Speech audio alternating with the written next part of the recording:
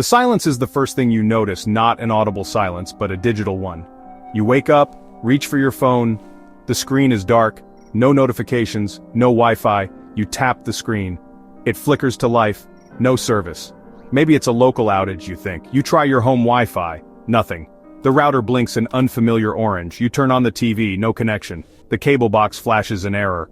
A flicker of unease creeps in. You try the old FM radio, static. Every station is just hissing emptiness. The digital silence becomes real, unnerving quiet. Outside, neighbors stand on porches, phones raised, searching for a signal that's vanished. Some reboot routers clinging to hope. The usual hum of traffic is muted. Fewer cars pass by. The digital nervous system that connects us all, news, money, transportation, has flatlined. This isn't just your problem, it's everywhere. The realization dawns the internet is gone. Not just slow, not just for you, but for everyone. The intricate web of information and communication we took for granted has ceased to exist. Every text, every email, every web page is a small confirmation of a catastrophic truth. We are adrift, each home, each city, each country, suddenly and completely alone. The modern world as we knew it has ended. The great disconnection has begun, and we are all unwilling participants in this new reality.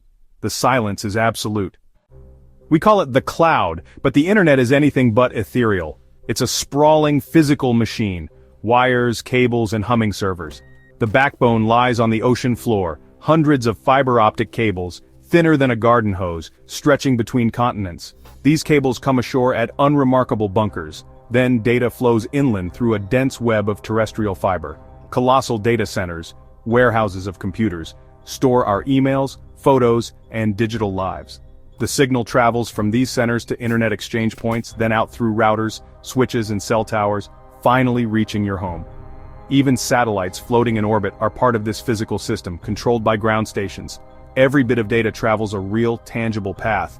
This infrastructure is vast, but also vulnerable. Cables can be severed by anchors or earthquakes. Data centers can lose power or flood. Satellites can be disabled by debris or attack. The internet is not an abstract concept. It's a physical system, and like any machine, it can fail. Its physicality is its greatest strength, and its greatest weakness. Understanding this is the first step to realizing how easily it could all disappear. The web is real, and it can break.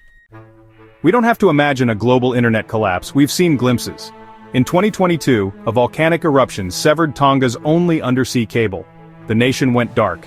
Digital communication ceased. Families abroad waited in silence. Bank transfers stopped, aid coordination faltered. Inside Tonga, daily life froze. Credit cards and ATMs failed. Businesses and government services stalled. Information spread by word of mouth, rumors flourished. It took 5 weeks to repair the cable. For over a month, Tonga was digitally isolated. Similar incidents, like Armenia's 2011 outage caused by a single cut cable, show how fragile our connections are. The internet's global reach depends on a few vulnerable links. When they break, millions are plunged into silence. The end of the internet likely won't be an accident. 3 threats loom: cyberattack, solar flare, and kinetic assault. A cyber weapon could corrupt the internet's core protocols, turning the network into a maze of dead ends. A massive solar flare could fry power grids and electronics worldwide, as happened in the Carrington event of 1859. Physical attacks, cutting undersea cables, targeting data centers, could fragment the internet into isolated regions. Each threat is plausible, and each could bring the network down. The internet's openness and efficiency are also its vulnerabilities. It's always balanced on a knife's edge. The true catastrophe of a global internet outage is the domino effect. Our financial system is digital. Without the internet, transactions halt, cards are useless, ATMs go dark, and markets freeze. The global economy evaporates. People can't access money, businesses can't pay anyone. Supply chains break. Supermarkets run out of food in days. Hospitals can't order supplies. Pharmacies lose access to records. Emergency services, power grids, and water treatment managed by digital networks face chaos and failure. Transportation seizes up as traffic control and navigation go offline. Modern society is a single interconnected organism with the internet as its nervous system. Pull the plug and the whole thing seizes. The world wouldn't just be quiet, it would stop functioning. The systems designed for efficiency become our greatest liability. The collapse would be swift and brutal. The digital world's absence would paralyze the real one. In the first days, confusion turns to fear. With no news or social media, information becomes scarce and rumors spread fast. Is it an attack? A disaster? No one knows. The information vacuum breeds paranoia and mistrust. People are isolated, trapped with dwindling resources, grocery shelves empty, pharmacies run out, gas stations close. The economy reverts to barter or cash, if you have any. Desperation rises, crime follows, and the social contract frays. Without power, food spoils, without water, disease spreads. Hospitals are overwhelmed, daily life becomes survival. If the outage lasts, society regresses. People form local groups, skills like water purification or radio operation become vital, the world shrinks to what you can see and hear, the silence is total.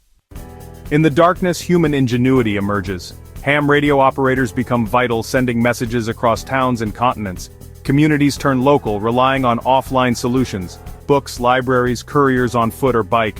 Bulletin boards in town squares become the new social network. Tech-savvy survivors build mesh networks for short-range digital communication. Offline archives like Internet in a Box become priceless, providing access to stored knowledge. Rebuilding the global internet would take months or years, requiring international cooperation and massive repairs. In the meantime, we'd blend analog skills with digital fragments. The silence would be broken by countless small acts of connection. Humanity's drive to communicate would persist even without the web. The new world would be slower, more local, but not entirely silent. We'd rediscover resilience in community and creativity. The unplugged world would demand it. For millions, internet shutdowns are already reality. Governments use blackouts to control dissent, stifle protests, or manage information. In places like Kashmir, Iran, and Myanmar, months-long shutdowns have left people isolated and frustrated. Businesses are crippled, students cut off, families separated. Access to health, safety, and news is restricted. Rumors and propaganda fill the void. Workarounds are expensive and unreliable. The economic and social costs are immense. These shutdowns show the internet's openness is a political choice, not a guarantee. The rise of splinternets, national walled-off versions, threatens to fragment the digital world. The internet can disappear not just with a bang, but with a government's quiet switch. The internet is the operating system of modern civilization. It underpins economies, social life, and knowledge, but its strength is also its weakness, astonishing fragility. A few undersea cables, a handful of companies, a single routing protocol, these are global points of failure. Disruption to any core component can have cascading, unpredictable effects. We've dismantled analog backups, trusting digital replacements. We've forgotten maps, phone numbers, and local stockpiles. Efficiency has stripped away resilience. Our all-in bet on a single global network is a historic gamble. The internet's survival is not guaranteed. It faces threats from collapse and slow erosion. Commercialization, surveillance, and nationalism threaten to carve it up. The web is strong, but its threads are delicate. It requires vigilance, maintenance, and a shared commitment to openness. We've explored the internet's physical reality, its threats, and the chaos of its loss. This isn't fear-mongering. It's a call to see the invisible infrastructure behind every digital interaction. The system is not magical, it's a fragile machine. We must think about resilience. Backup systems, analog skills, strong communities. Hope for the best, but prepare for the possibility that the systems we depend on may vanish. So, imagine, you wake up tomorrow to digital silence. The internet is gone. After the shock, what would you do? The answer is yours. Don't forget to subscribe, ring the bell, and leave a comment.